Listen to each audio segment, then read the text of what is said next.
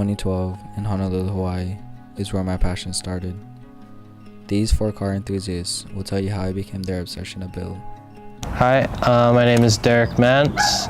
I own a 2015 Lexus IS 350 AIM game kit, 1989 R32 Skyline GTR, and this 92 Nissan 240SX with the Spirit Ray Sylvia kit.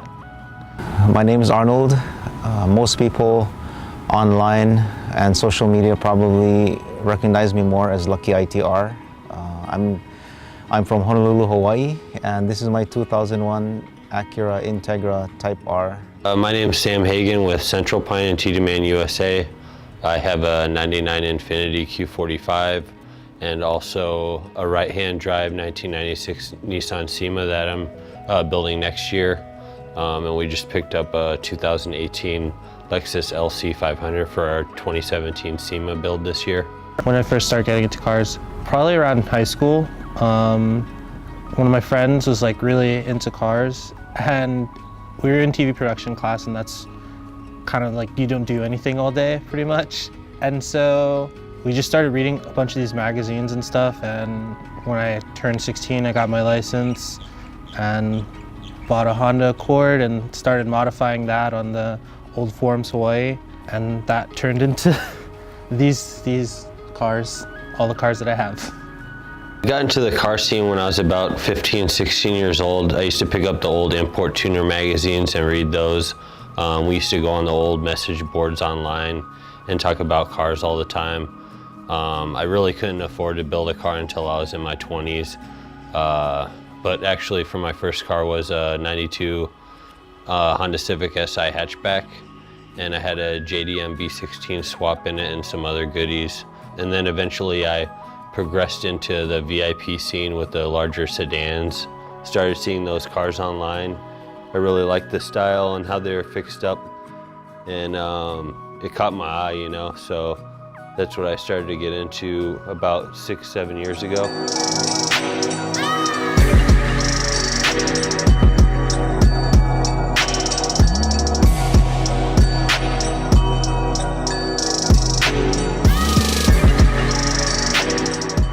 You do your 9 to 5, and then when you come home, you just kind of build.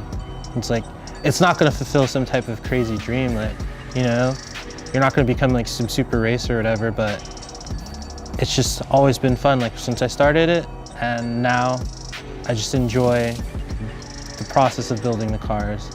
Selling, it's another like problem. Like, I wish I could sell them. I have 4 cars, but it is what it is. One day, maybe they'll disappear and I'll get new ones. For me, it's just a little bit of an escape from all the stresses of life. It's something that still gives me fulfillment and happiness. And it's kind of nice to know that the car has maintained its value over the years. So that's one other motivation for me. What keeps me motivated here at the shop is to be able to see my customers' builds once they're done, you know? See something different that hasn't been done before. I mean, even if it's the same car, you know, that other people have fixed up, just our little tweaks on it to give it our own identity, I guess you would say. You know, that's really cool in my mind. 20 years younger, the automotive culture had a big impact on my life. One way for me to dream about what I could someday own, someday buy if I worked hard enough. It took a lot of time away from other things that I could have been doing, but I have no regrets. You know, it kept me out of trouble too at the same time, which is kind of good. But as I got older, I kind of slowed down a bit. I almost sold the car too at one point. You know, life happens and you just try to get by with what you can do. But that sale didn't go through. The car is almost like a member of my family. It has a lot of history. I've gone through a lot of good and bad. I've had it from day one, so it's a blessing as an original owner that I know every nut and bolt about the car. But you know, it's been an important aspect in my life and continues to be so, but not so much to the point where it gets in the way of other things like family now.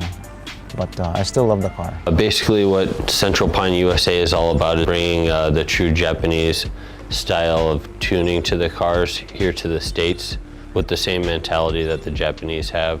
Central Pine is based out of Japan, so you know, I've been over there a few times training for months at a time, learning different skills like fiberglass fabrication, metal fender work, LED lighting. You know, if you want to learn the skills that the Japanese have, you have to go over there and learn it firsthand. So we like to try to push that style over here as well with custom body work, modifications to aero kits, suspension work, and stuff like that. That keeps us motivated to progress the US scene here to another level where it hasn't been.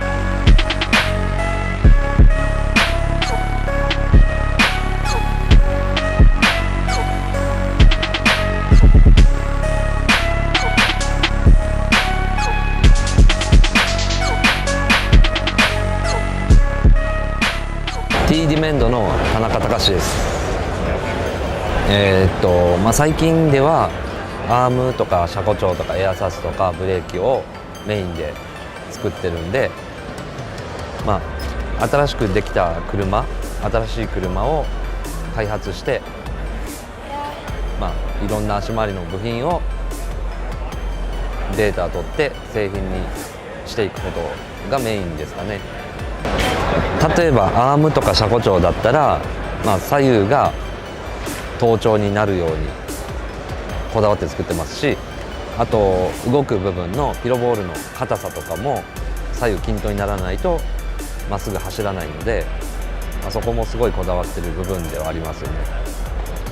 で、僕がもともと細かい性格なんで、いろんな部分、どうでもいいような性能につながらない部分とかも細かく多分仕上がってると思います。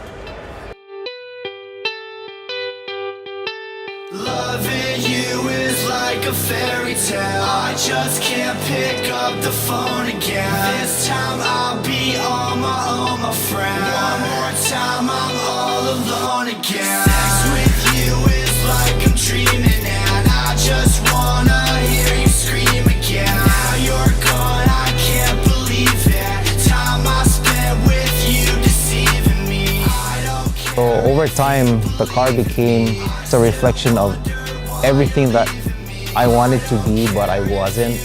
The car was loud, the car was fast. Everybody wanted to have a piece of it, take pictures with it. I guess because of my own, personality, I wasn't really that outgoing or out there like some of my friends, but the Type R was everything opposite. I hope you know that you can tell me whatever you're thinking. Is when you put me in the spotlight. It's when you put me in the spotlight. When the moon hit your skin, I could see you and him, not you and me. But it's just you and me. When the sun